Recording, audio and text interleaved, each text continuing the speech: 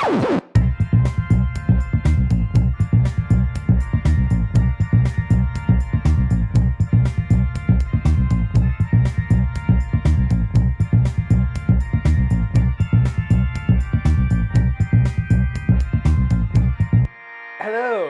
Hello, welcome. Hello. That's a little bit missed out. When I used to have a YouTube channel, that's how I didn't know you had a YouTube channel. It's very embarrassing. Don't So I ever- should go find it. No, That's no what you're one telling find me. it.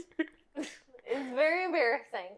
Okay. I don't know why I did it. It's really terrible. Like, you will laugh hysterically. It's that bad. So I should go find it. Okay. Well, No. this is Here Comes the Podcast. Welcome. The show where two wedding professionals discuss wedding movies. And this week we're talking about Bridesmaids. I'm Cameron Grimsley with Longview Productions. And I'm Sarah Gillum with Sarah LeRae Photography. Okay, the movie was released April 28th, 2011, directed by Paul, is it Feig or Feig? I never know. Written by... That sounds weird. Feig. I don't... Sounds like a German cuss word. Feig. Feig! It was written by Kristen Wiig and Amy Mumolo. I didn't know she wrote it. Yes. She's the best. And it stars Kristen Wiig, Maya Rudolph, and Rose Byrne. Amazing. Yes. The IMDb synopsis, competition between the maid of honor and a bridesmaid over who is the bride's best friend threatens to upend the life of an out-of-work pastry chef. Which is such a, I don't know how to feel about that subplot line. The baking stuff? Yes. Like, it's kind of a big part of the movie, but also, again, the theme of random jobs. Yes. Reemerges. Which I guess I gotta have a job. But the thing is, she doesn't have a job. Yeah, That's well, that's part of the true. point. She doesn't have a job. That's a part of the movie. But it is, I think they specifically call out that she tried to start the bakery during the recession. Yeah, that wasn't very smart. But I mean, what are you gonna do? Yeah. Not follow your dream because the economy's bad? No. No. Yeah, this is one of my all-time faves.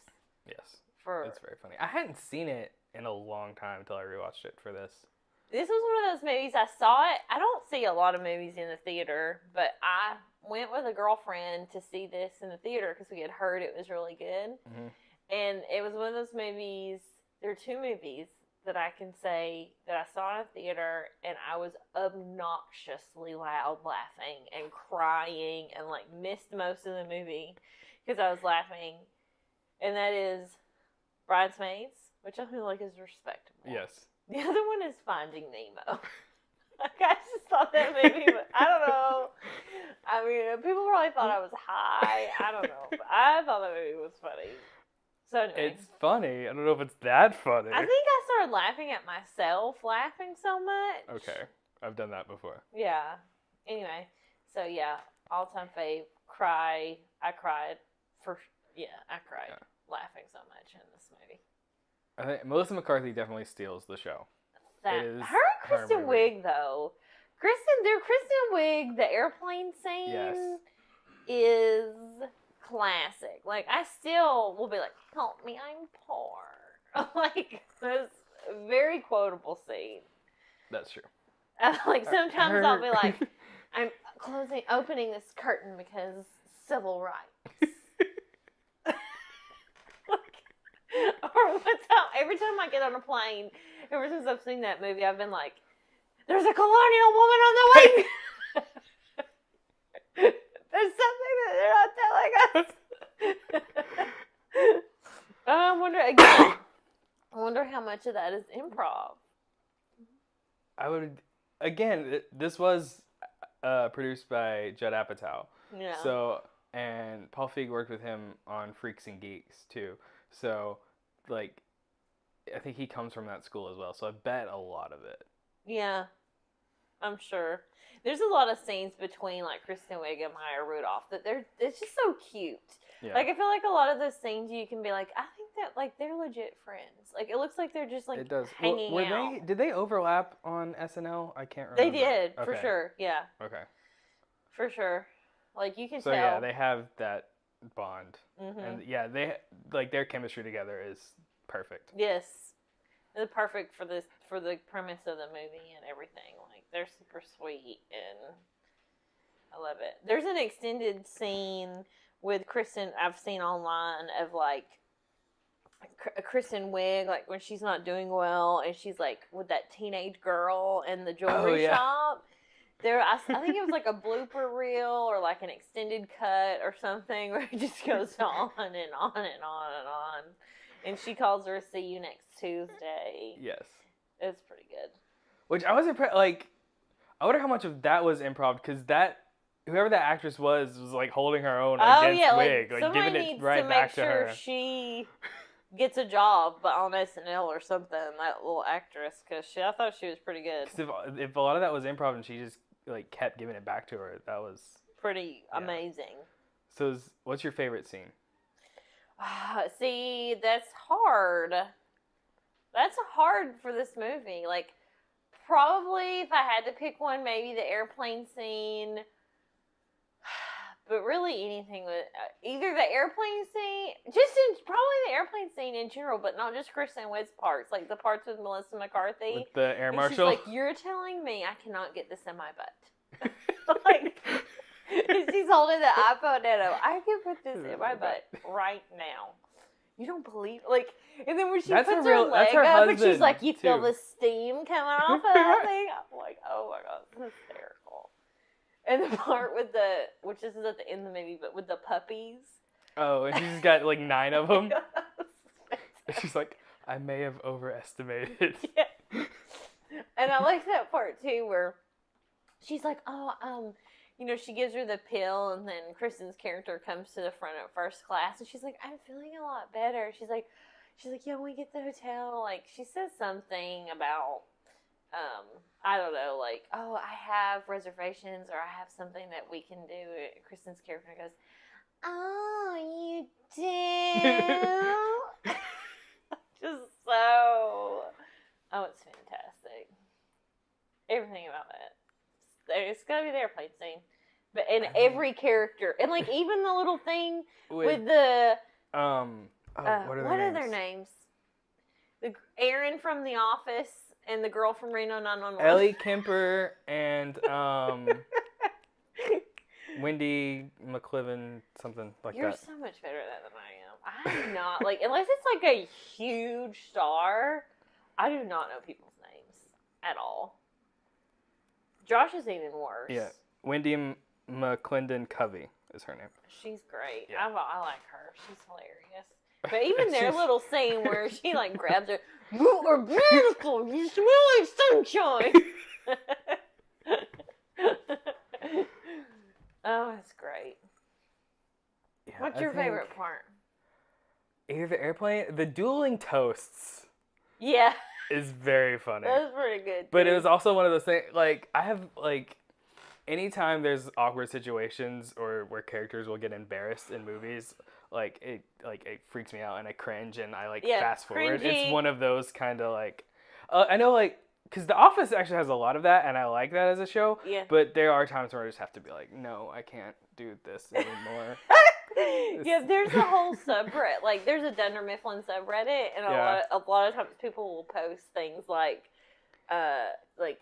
just their cringiest moments on The Office. There's a lot of those. Like, Scott's Tots is probably the number one episode that people cringe at. Like, they just can't watch it.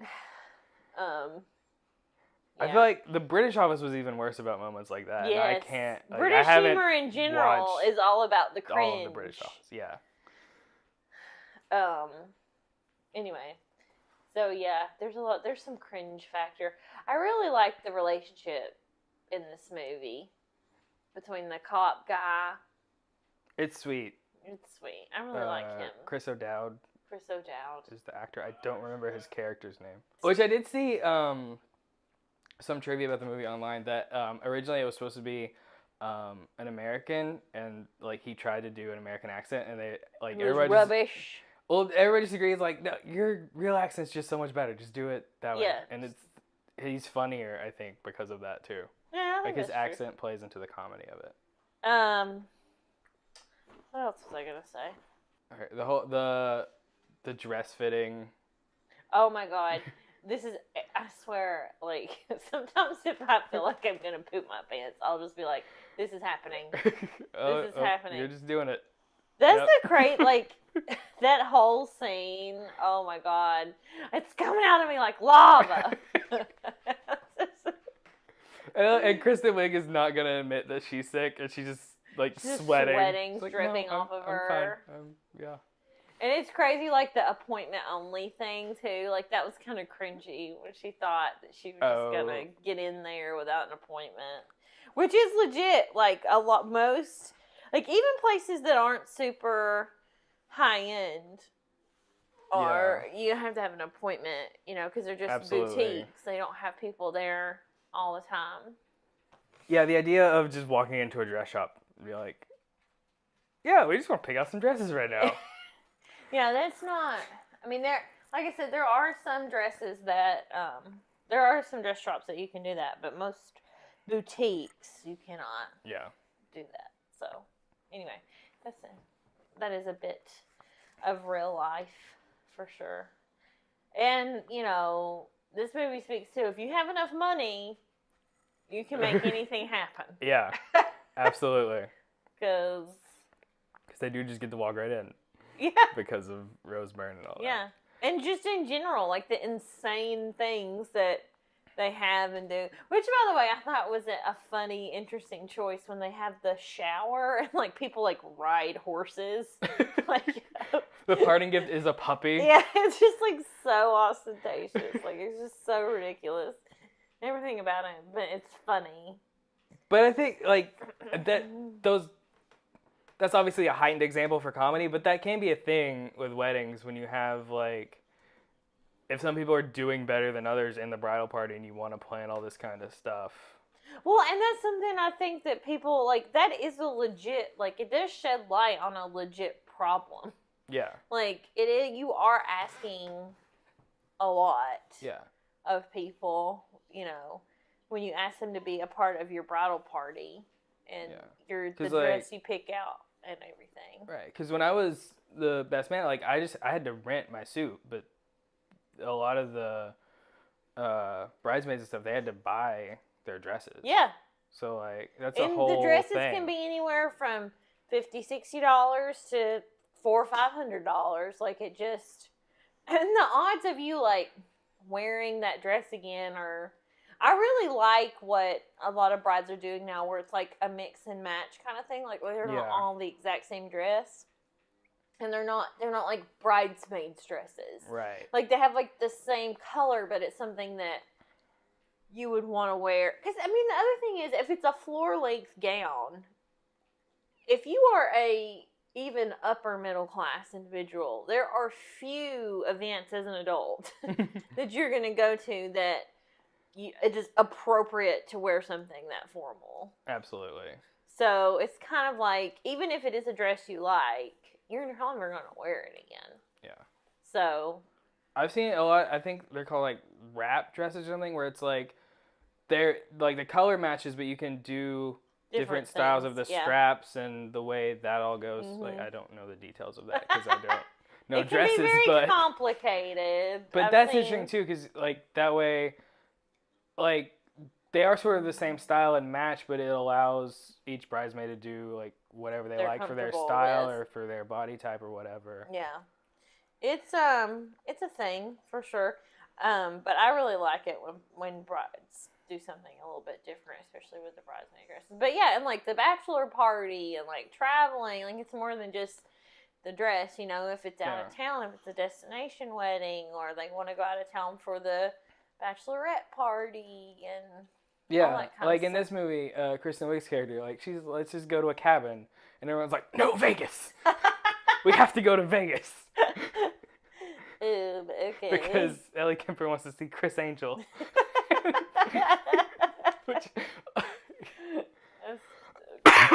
And yeah, and this movie definitely, as opposed to I Love You Man last episode, this episode does get more into the actual planning and responsibilities of what a maid of honor and the bridesmaids have to go through with, like, the shower Yes. And all that kind of stuff as well. Yeah, it definitely does tell an accurate tale of what it's like to be a bridesmaid. And the last episode we talked a lot about like how do you be a good groomsman, and like I did a blog post actually. You should check out my blog about how to be a good bridesmaid. And the biggest thing is like just the same thing with the groomsman. Just show up on time, be where you're supposed to be when you're supposed to be there. Don't be a dick. Like, yeah, it's not about you. Especially with girls. Like, I've had a few bridesmaids that are like throwing the timeline behind because they're late or they're redoing their makeup or they're redoing their hair. I have had several weddings that the timeline got behind because of a bridesmaid. And thankfully that's not I cool. haven't had to deal with that yet. But I do feel like bridesmaids, and especially like maids of honor, are oftentimes a little bit more involved in the planning. Yeah, that's true. And picking like color schemes So they're and more stuff invested. like that. Sometimes even more than the groom is. True. Like if it's the bride's best friend, like she's really invested in this. Yeah. Because she knows how important to her friend it is. And that's Absolutely. the thing, just be a good friend. Yeah. At the end of the day, to be a good bridesmaid, you just need to be a good friend. Don't be a turd. That's all there is to it. And know that it's not about you. It's about your friend. Yeah. And I think complain. like the climax of this movie definitely shows that when they like make up and have that heart to heart, her and Maya Rudolph. Yeah. Which is both amazing performances by both of them, that they can like they're playing it real and being emotional and still being funny and getting the laughs. And then that ridiculous dress.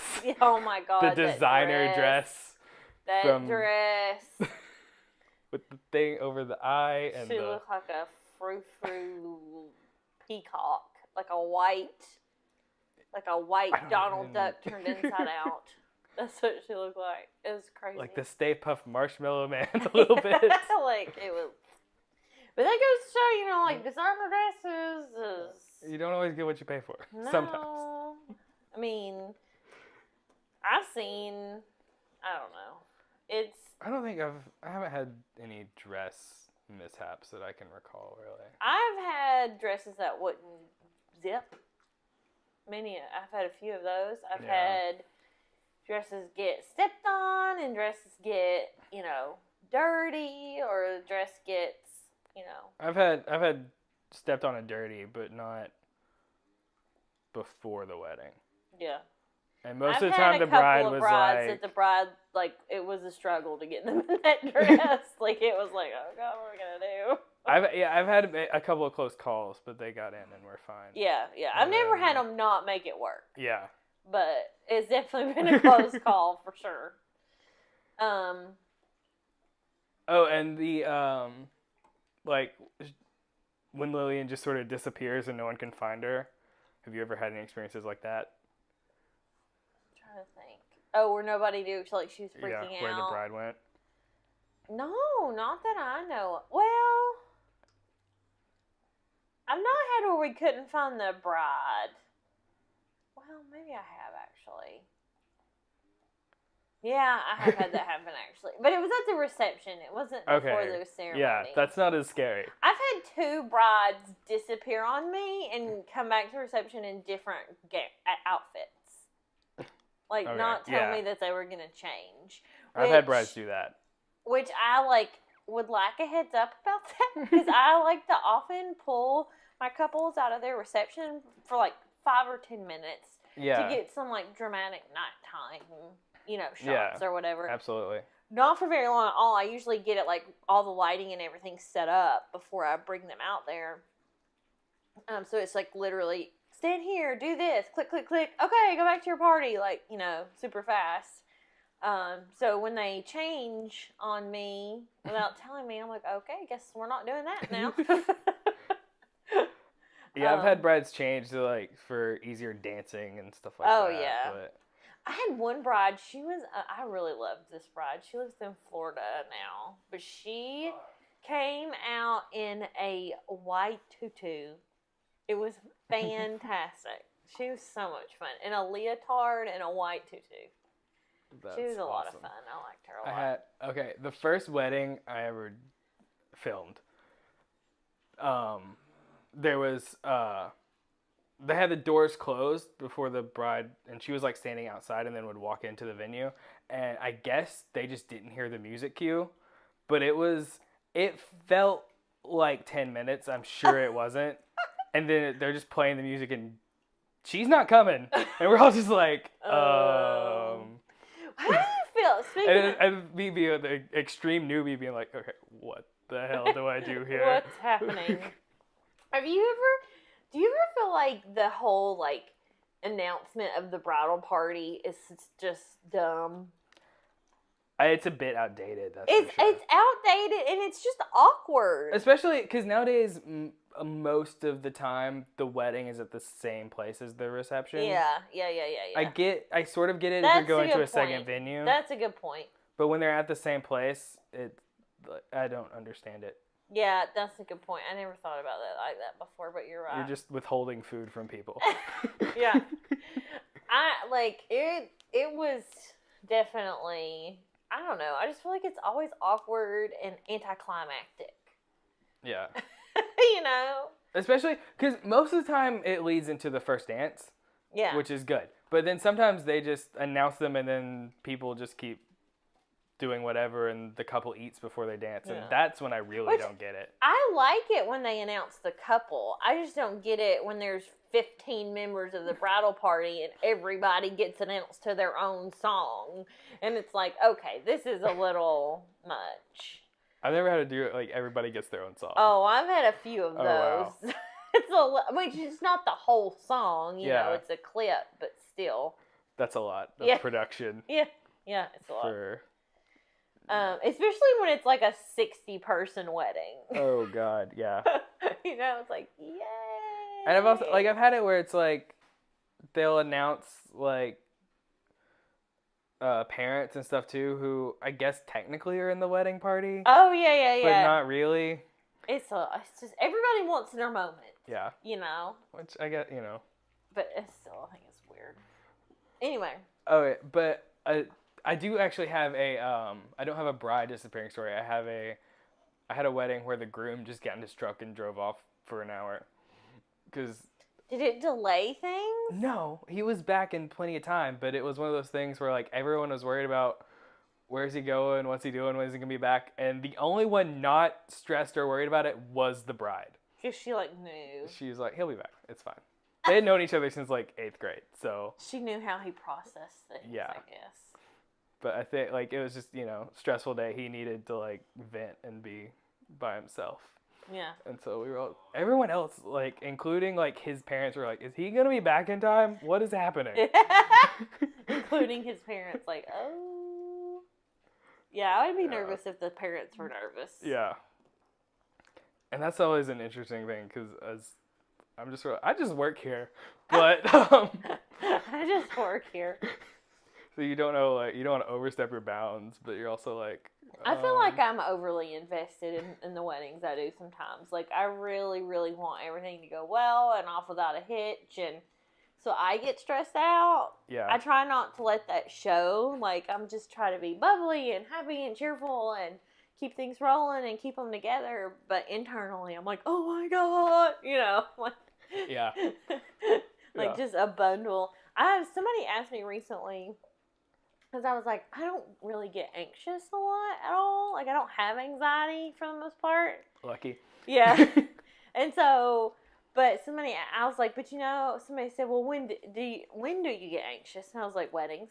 Like, pretty much the only time that I get, like, that butterfly, like, nervous feeling is, like, the morning of a wedding. Once I get to the wedding and I get going, I'm good. I'm not nervous. But it's that morning and the night before the wedding, I get butterflies in my stomach and I get, you know, like, worried about how everything's going to go and make sure I have everything I need. And I've done a ton of weddings. Like, there's no... And that's why I now define it as anxiety, because in my mind, anxiety is being nervous about something without it really being a reason to be nervous about it. Yeah. And that's how I feel about weddings now. Like, I know what I'm doing. I'm a professional. There's no reason I should be nervous, but I mean, that anxiety will keep you on your toes, though, and you'll make sure you're like prepared, I feel like there's some of that I don't want to lose. Yeah. Because that just means that it's important to me. Absolutely. And whenever you get too comfortable, that's when you'll start making mistakes. Yes. Because I find I do, like you said, once I'm there, that goes away and I'll calm down. But then also, like, right before the ceremony, it creeps back up again. I was like, okay, is my second camera recording and the tripod set up in a good place? And is hopefully that guy's head won't be in my shot and all this stuff. Because, like, that is the most important part. Like, of the I have video, to make sure. Yeah. For sure. Yeah. I feel like it's definitely hugely important, but I feel like for photos, like, it's definitely important. But, you know, it's a 20-minute long ceremony. Yeah. Like, you only need, like, 2 photos. Yeah. of this actual, you know, like, you need the photos of them exchanging the rings and the kiss. But as far as, like, for the other 15 minutes, everyone looks exactly the same. Right. Exactly. But that's when I like to go as close to the front as I can and get shots of, like, guests, of, like, grandma and mom and dad and, like, everyone sitting and watching, because those are the people that are important to their bride and groom. And I love it when people cry. Yeah. Like, when people show emotion, especially during the ceremony, I love it when people cry. And I love it when married couples are cuddly. Oh, yeah, absolutely. During a ceremony. Because it's like, that like, just... especially grandparents. Especially, like, if I see grandparents holding hands, I break out that Zoom lens. And I'm like, oh, I got to get that shot. Like, I love it to see that. Because it's very meaningful. Because, you know, they're not just holding hands because they're just holding... They're holding hands because they want to feel connected and close to each other because they're experiencing this together. Yeah. See, that's the kind of stuff I can't incorporate in video a lot unless... Yeah, because you have to be so focused on... Unless the couple also books my second shooter. Yeah. And she can get that sort of stuff while I concentrate Which I think is a huge, like, selling point. Absolutely. like I can only get, you know, I can only be there to make sure that your ceremony is recorded, but the second shooter can be getting shots of your loved ones as you're getting married and all that good stuff. Yeah. Speaking of, the ceremony in Bridesmaids is epic. The ceremony is ridiculous in this movie. The ceremony is insane, but awesome. But, I mean, when they're like, turn around and say goodbye. I don't know the words. I forgot. Yeah. That's my husband. Don't you know? The change go your way. Hold it on one more day. Yeah, sounds great. Nailed it. Beautiful. Golf clap. Yeah, so they've got, like, the waterfall and the lasers. Epic. And also, like, how do they get... Because they're, like, on little platforms. I know! Surrounded by... I don't like understand the logistics of it. Yeah. Oh, you know that wedding... Okay, here's the question. How much do you think that wedding costs? $1 million easy. I think it'd have been... I don't know. I mean... to book Wilson Phillips... I mean, I know they're not, like, giant anymore, but still. I mean, that's probably $50,000. At least. I guess, okay, I'm including, like, trips to, like, everything surrounding the wedding. Yeah, I mean, yeah. Like giving away puppies. Between the dresses and the shower and the wedding and the this and the that and the things. And, like, and the trip to Paris. Just the invitations to the bridal shower brunch that had butterflies in them. It's probably $1 million. Yeah. I had this conversation with somebody recently that were talking about, like, why weddings are so expensive. And I told them, I was like, well, you know, you have to think about it like this. I can't think of any exception to this, but all wedding professionals are small businesses. Yeah. Like, you don't have, like, any kind of corporate backing or corporate anything, you know, in bulk kind of pricing type situation. Right. That weddings are all small businesses. And so if you want to think about it, when you throw a big wedding or a wedding, you're stimulating the local economy. There you go. I'm like, somebody needs to be advertising this more to think about it like that. Because, Yeah. you know, people tend to give people who spend a lot on weddings a bad rap. But, you know, you really are supporting local businesses. And it's all, for the most part, like, small, intimate, like, boutique experiences. Yeah. Yeah, I mean, like, venues for the like, unless you get married at, like, a hotel chain. Right. Like, venues are locally owned. Photographers, videographers, caterers, florists. You know, maybe the dress is an exception to that. But even most of the dress places are boutiques. Like, other than David's Bridal. I mean... So, I mean, a lot of it is, like, and most people, like, they get stuff on Etsy, and, like, so you're supporting small local business when you throw a wedding like this. That's a good point. Right? That's a good way to word it. Talk about that more. Yeah. Like, we in the wedding business and community need to, like, use that angle more than we do. Absolutely. Because that's a thing. This generation of couples that are getting married, like, that's something that, you know, think global, act local. Yeah. You know. Anyway, that's my rant of the day. Cha-ching! Good rant. Good rant of the day. I was gonna say something else about the ceremony. You know what's something they did not address? What? That I feel like they should have? Why she didn't bake the wedding cake. That's a good that point. should have been a part of the thing. She should have asked her, hey, I would really love it if you baked. You know? Yeah, like that would have been a nice sweet, and that's something she could do and still be in the ceremony. Yeah. Never addressed. Yeah. That was a missed opportunity. That's gonna bother me now every time I watch this movie. Why didn't that bitch ask her to bake the cake? It should have at least been a plot point. It should have been a plot point. Yeah. Because of all the things, all the jobs, and maybe that was the original intention and it got cut. Yeah, that's possible. You know, because of all the jobs she could have had, you picked a job that's related to the wedding industry. Yes. You know. So, anyway. I like that the groom is not a character in this movie at all. At all. I love that his sister is more of a character. Yes. Which that's the interesting thing that happens a lot. Like, someone's your bridesmaid that you don't really know all that well, but they're family, so they have to be.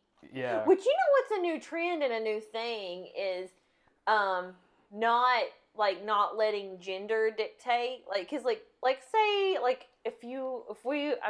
we're friends, but yes. you're not my best friend, Cameron. I'm sorry. It's okay. But, like, if I got married and you were my best friend... I'm not. No. If I got married and you were my best friend, like, traditionally, like, you would be a groomsman for my husband, even if you didn't know my husband very well. Right? But I think now a lot of people are shaking that up. I've had a few weddings now. I haven't had one where there was a male bridesmaid. But I have had one where I've had a few, actually, that there were female groomsmen. Yeah. I've said, like, my cousin Allison is 6.5 months older than me, and, like, she will most likely be my best man. And I've told my best friends this, and they're like, yeah, we get that. Yeah. Yes. Like, because we've been like this since I was born. Yeah, absolutely. You know? I feel like that's 100% should be the way that it goes. Yeah. And, like, so it shouldn't matter, like, what gender your best friend is. Like, they should be on your side. Absolutely. Of the aisle. Yeah, it's good that that's changing. It needs to. Yeah. Because there's no real reason for it.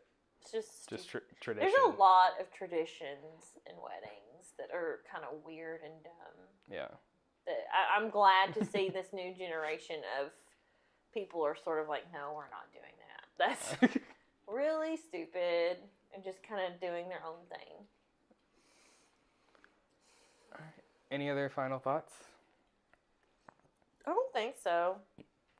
Okay, what is our rating scale this week? Have you thought about it? Yes. Okay. Do you have one? Unless you have I one. had one pop in my head, but I want to hear what yours is. I was going to infected tequila worm tattoos. Yeah, That's a good one. What was yours? Mine was going to be 10 out of 10 puppies. 10 out of 10 puppies? Okay, yeah. I'll give it, yeah.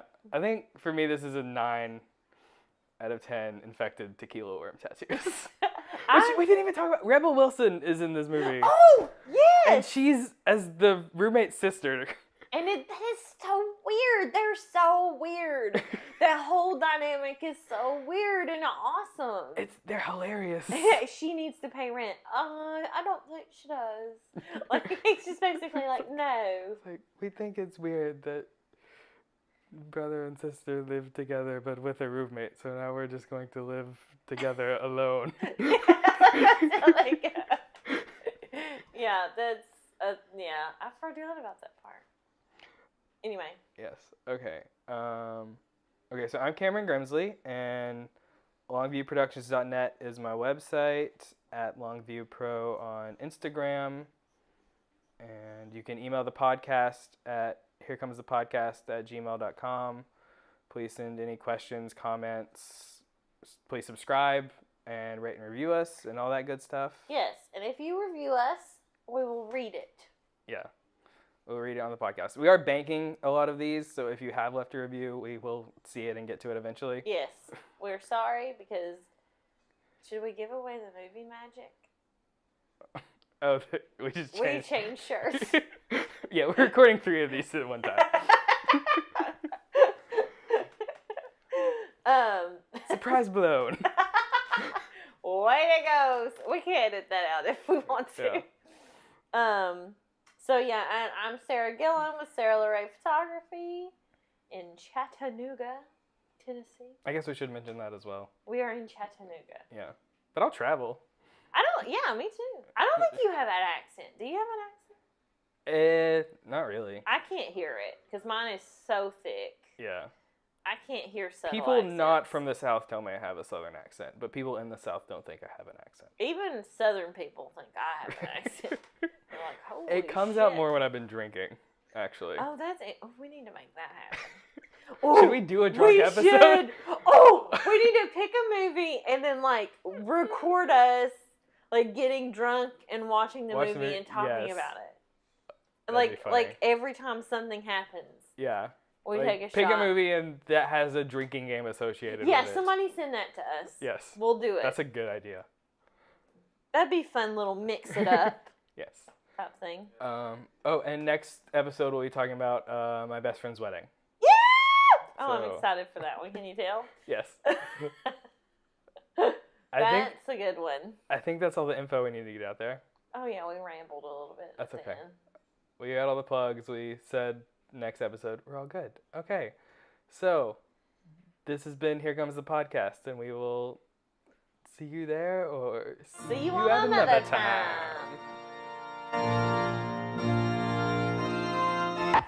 time.